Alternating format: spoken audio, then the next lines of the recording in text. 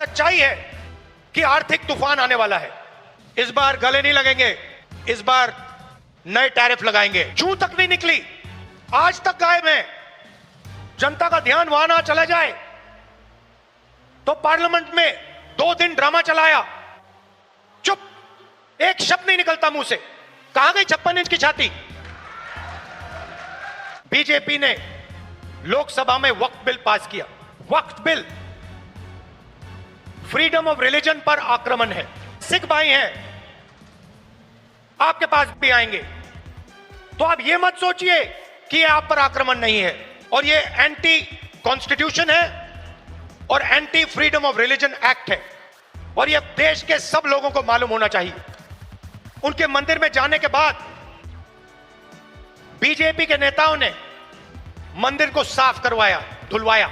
RSS ने रामलीला मैदान में इस कॉन्स्टिट्यूशन को जलाया था। सालों के लिए आरएसएस ने तिरंगा को सलूट नहीं मारा था। पहले नरेंद्र मोदी अमेरिका गए, याद है आपको, गले लगे थे, याद है? इस बार गले लगने वाली फोटो देखी आपने? देखी? कहां गायब हो गई? राष्ट्रपति ट्रंप ने ऑर्डर दिया, जिनको मोदी जी अपने मित्र कहते हैं, ऑर्डर दिया, सुनो, इस बार गले नहीं लगेंगे, इस बार नए टैरिफ लगाएंगे। जूं तक नहीं निकली, आज तक गायब है। जनता का ध्यान वहां ना चला जाए तो पार्लियामेंट में 2 दिन ड्रामा चलाया। मगर सच्चाई है कि आर्थिक तूफान आने वाला है। कोविड आया था, नरेंद्र मोदी जी ने थाली बजवाई, मोबाइल फोन की लाइट दिखवाई। अब आर्थिक तूफान आ रहा है, सामने है, करोड़ों लोगों को नुकसान होगा। 50 साल से सबसे ज्यादा बेरोजगारी आज है। कहां गए नरेंद्र मोदी? कहां छुप गए हैं?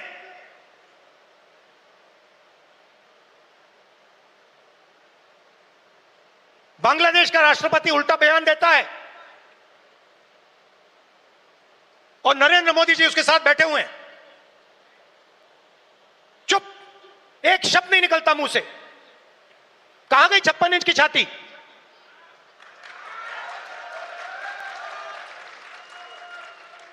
जब प्रधानमंत्री को कहना था, इंदिरा गांधी से एक बार किसी ने पूछा, डू यू लीन लेफ्ट और राइट, मतलब आप दाएं लीन करती हैं बाएं लीन करती हैं? इंदिरा गांधी जी ने कहा, मैं हिंदुस्तान की प्रधानमंत्री हूं, मैं ना दाएं लीन करती हूं ना बाएं लीन करती हूं, बीच में सीधी खड़ी रहती हूं। ये हमारे जो नए प्रधानमंत्री हैं, ये सीधा सामने मत्था टेक देते हैं। सच्चाई है हिंदुस्तान की,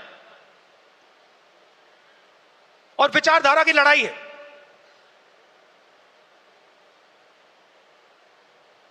आप लोग हो सेना, बब्बर शेर। किसी ने कहा राहुल गांधी भारत जोड़ो यात्रा में चला। मैं आपसे सवाल पूछना चाहता हूं, क्या आपके बिना राहुल गांधी भारत जोड़ो यात्रा में चल सकता था क्या? तो आपको कहना चाहिए, हम सब चले भारत यात्रा में और राहुल गांधी हमारे साथ चला था। आपकी शक्ति है, आपकी विचारधारा की शक्ति, हमारी विचारधारा की शक्ति है, और देश आपको चाहता है। देश तंग आ गया है। आप देखना, बिहार के चुनाव में देखना, महाराष्ट्र के लोगों से पूछिए, आपको बताएंगे बीजेपी ने महाराष्ट्र में चुनाव कैसे जीता है। वो आपको बता देंगे किस प्रकार से जीता है। इलेक्शन कमीशन से हमने वोटर लिस्ट, महाराष्ट्र की वोटर लिस्ट हम पूछ पूछ के थक गए। आज तक इलेक्शन कमीशन हमें महाराष्ट्र की वोटर लिस्ट नहीं दे पा रहा है। ये सच्चाई है। मगर आने वाले समय में यहां पे बदलाव आने वाला है। लोगों का मूड दिख रहा है। तो विचारधारा की लड़ाई है, आपकी विचारधारा है, गांधी जी की विचारधारा है।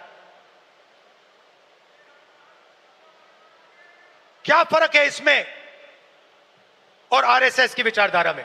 सबसे पहले ये कॉन्स्टिट्यूशन जो है ये हमारी विचारधारा है।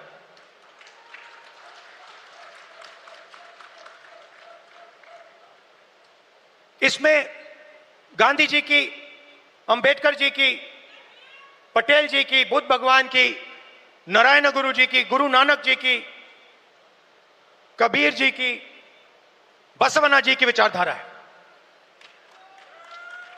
यह 70 साल पुराना डॉक्यूमेंट नहीं है, यह हजारों साल पुरानी सोच है और यह आपकी है। आपके खून, आपके पसीने ने, कांग्रेस पार्टी के खून, कांग्रेस पार्टी के पसीने ने यह कॉन्स्टिट्यूशन देश के साथ बनाया है और आज इस पर आक्रमण हो रहा है। संस्थाओं पर आक्रमण होता है। अग्निवीर, अदानी अंबानी को देश का पूरा धन, यह सब कॉन्स्टिट्यूशन पर आक्रमण हो रहा है। कॉन्स्टिट्यूशन में कहीं नहीं लिखा है कि हिंदुस्तान का पूरा धन 2-3 लोगों के हाथ में होना चाहिए। कॉन्स्टिट्यूशन में कहीं नहीं लिखा है कि हिंदुस्तान की हर संस्था में एक संगठन आरएसएस के लोग होने चाहिए। इस कॉन्स्टिट्यूशन में कहीं नहीं लिखा है कि हिंदुस्तान की सब यूनिवर्सिटीज के वाइस चांसलर आरएसएस के होने चाहिए।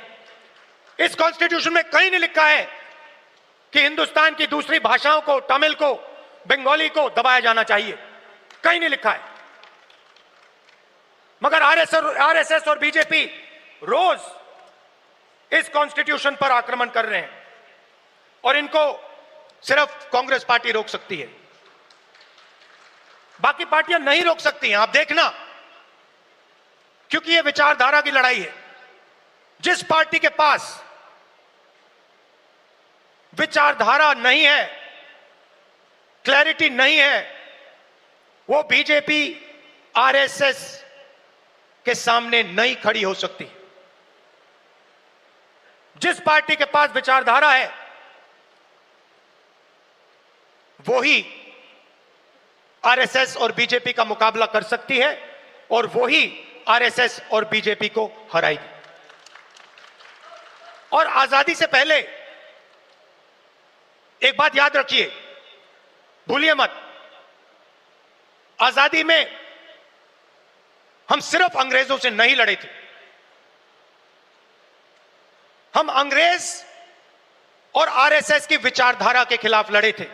ये सारे जो आरएसएस के लोग हैं, इनकी विचारधारा फ्रीडम स्ट्रगल की विचारधारा नहीं है। जिस दिन कॉन्स्टिट्यूशन लागू हुआ था, जिस दिन यह किताब लिखी गई थी, उस दिन इस कॉन्स्टिट्यूशन के खिलाफ आरएसएस ने रामलीला मैदान में इस कॉन्स्टिट्यूशन को जलाया था। सालों के लिए इस कॉन्स्टिट्यूशन में लिखा है कि हमारे देश का जो झंडा है वो तिरंगा होगा। सालों के लिए आरएसएस ने तिरंगा को सलूट नहीं मारा था। यह सच है। आज जो भी कहें, उनकी विचारधारा कॉन्स्टिट्यूशन के खिलाफ है। वो लोकतंत्र को खत्म करना चाहते हैं। वो हिंदुस्तान की सारी संस्थाओं को कंट्रोल करना चाहते हैं और अंबानी अदानी को हिंदुस्तान का पूरा धन पकड़ाना चाहते हैं। और हमारी विचारधारा कहती है कि यह देश हर जात का, हर धर्म का है, हर भाषा का है इस देश की संस्थाएं, इस देश के इंस्टीट्यूशंस किसी एक संगठन के नहीं हैं, कांग्रेस पार्टी के नहीं हैं, इस देश की जनता के हैं। और इस देश की जनता को उन इंस्टीट्यूशंस पर कंट्रोल होना चाहिए। यह लड़ाई चल रही है। कुछ दिन पहले बीजेपी ने लोकसभा में वक्फ बिल पास किया। वक्फ बिल फ्रीडम ऑफ रिलीजन पर आक्रमण है, कॉन्स्टिट्यूशन पर आक्रमण है। एकदम ऑब्जर्वर न्यूज़पेपर, उनका जो न्यूज़पेपर है, ऑर्गेनाइजर, सॉरी ऑब्जर्वर नहीं, ऑर्गेनाइजर में लिखते हैं कि अब जो क्रिश्चियन कम्युनिटी है उनकी जमीन पर हम आक्रमण करने जा रहे हैं। हमारे सिख भाई हैं, आपके पास भी आएंगे, तो आप ये मत सोचिए कि ये आप पर आक्रमण नहीं है। और ये एंटी कॉन्स्टिट्यूशन है और anti freedom of religion act है, और ये देश के सब लोगों को मालूम होना चाहिए।